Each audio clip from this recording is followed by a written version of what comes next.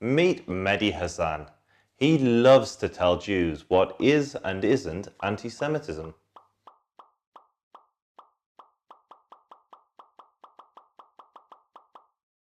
So it's time to really do some BDS myth-busting. First off, the goals of BDS are pretty clear. They're not hidden or secretive. I mean, they're on the damn website.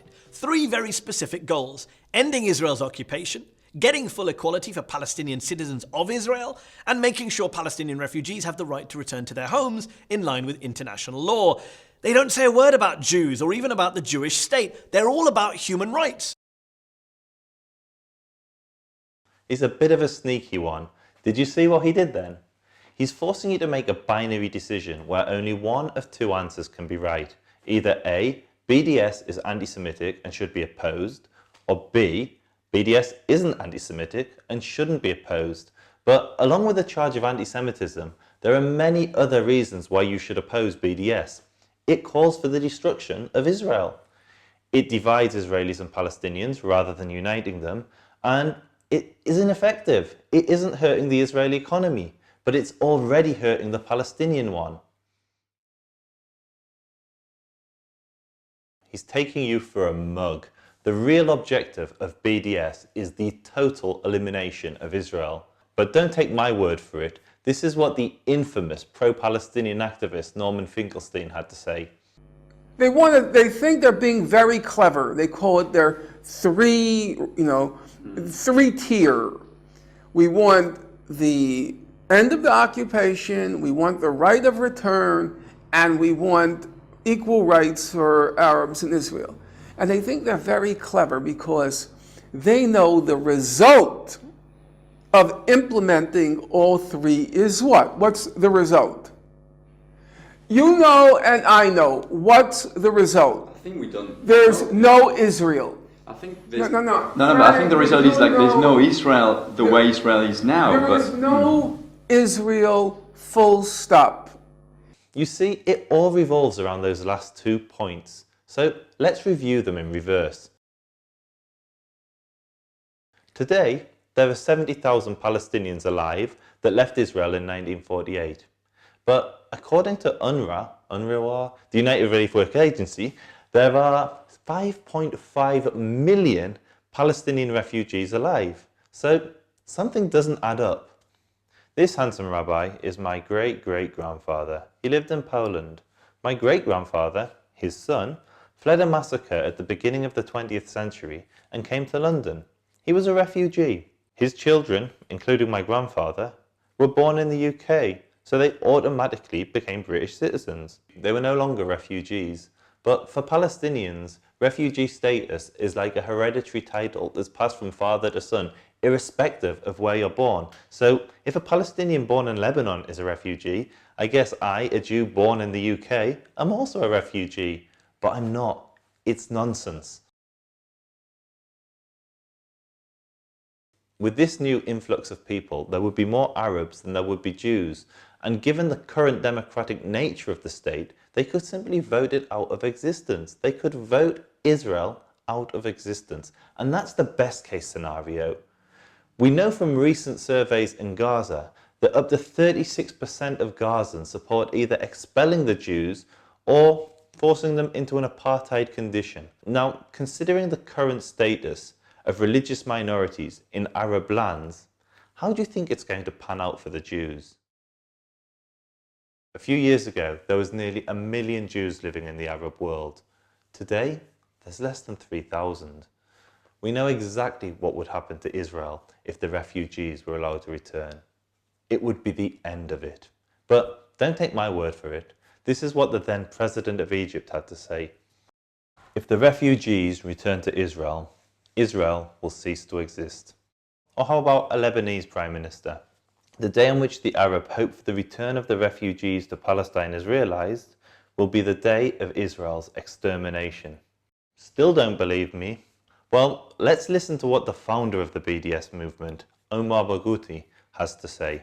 Palestinians and Arabs in general have never, will never recognize Israel as a Jewish state. Most definitely we oppose a Jewish state in any part of Palestine. The entire myth of Zionism is that The same people were expelled 2,000 years ago have a right today to go home. Major powers around the world that were thought of as invincible collapsed. There's no reason to think why Israel cannot. Israel is the only country on earth that maintains this divine right to exist. Hell no. No, they don't have a right to exist.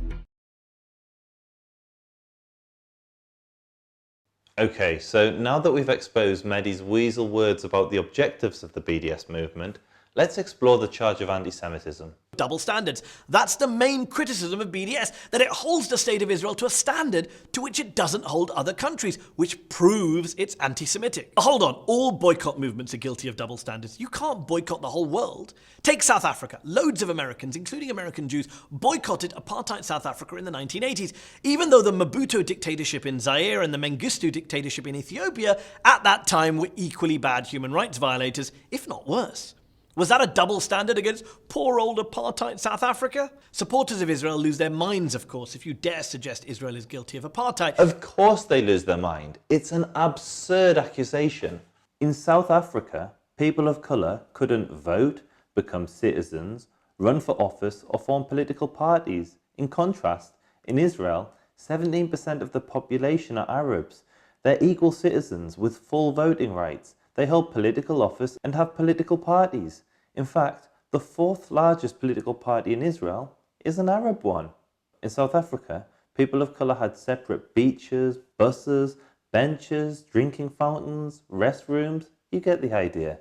While in Israel, Arabs have the exact same amenities as Jews. It's actually illegal to discriminate or segregate. In South Africa, people of colour had inferior and segregated education, medical care and other public services, while in Israel, public services are completely equal. So equal, in fact, that Christian Arabs outperform all other religious groups, including religious Jews. And if you were to visit a hospital in Israel, you'd be just as likely to get treated by an Arab as you would a Jew. In South Africa, people of colour were forbidden from becoming judges. In Israel, not only do you get Arab judges, but some of these judges have sent Jewish prime ministers and Jewish presidents to jail. So yes, Mehdi, we get annoyed when you accuse us of apartheid. BDS critics always say there's a double standard. What about all the other countries who are guilty of human rights violations? Syria, Iran, Russia, North Korea, what about them? Now, not only is this pure whataboutism, it's deflection and evasion of the worst sort, but just look at the facts. Syria, Iran, Russia, North Korea are all, rightly or wrongly, subject to sanctions of some shape or form. So maybe supporters of Israel should be careful what they wish for. Proportion, Mehdi. We really need you to get a sense of proportion. You just lumped Israel with countries like Syria, where 36,000 people have been slaughtered in 3 years. Or North Korea, where hundreds of thousands of political prisoners are in concentration camps, and its citizens are subject to the most authoritarian regime on the planet.